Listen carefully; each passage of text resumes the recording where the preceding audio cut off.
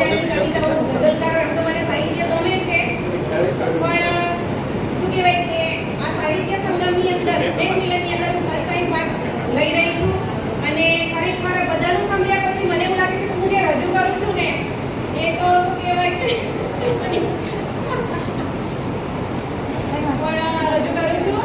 અને આજે mothers day છે, બધાએ કોઈએ મમ્મી વિશે બોલ્યા, કોઈ પપ્પા વિશે બોલ્યા, સરસ મજાની બધાએ પોતાના અલગ અંદાજમાં ખૂબ સરસ મજાની કવિતાઓ રજૂ કરી.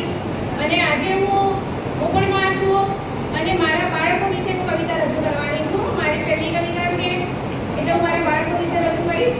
અને બીજું કે મારા મમ્મી વિશે મેં એક લખ્યો છે એ આજના ગુજરાત દૈનિક ન્યૂઝમાં, એટલે મમ્મી અને બાળકો, હું પણ મમ્મી અને મારી મમ્મી પણ મમ્મી એમ. તો આ રીતે મેં ગિફ્ટ આપી છે બંનેઓને.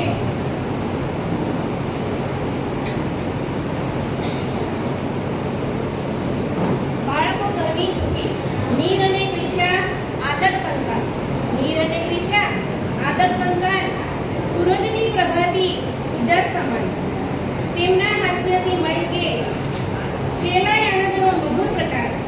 દીકરો નીર, દીકરી ક્રિશા સપનાઓના મીઠા સાથી, નાના પગલે મોટા રસ્તા, સાથે ચાલે માત પિતાના સંસ્કારી પથથી. ઘરમાં હોય તો ખુશી છલકાય, કિલકિયારીથી મન મલકાય, દૂર જાય તો હૈયું શોધે તેમનો અવાજ અનમોલ સદાય.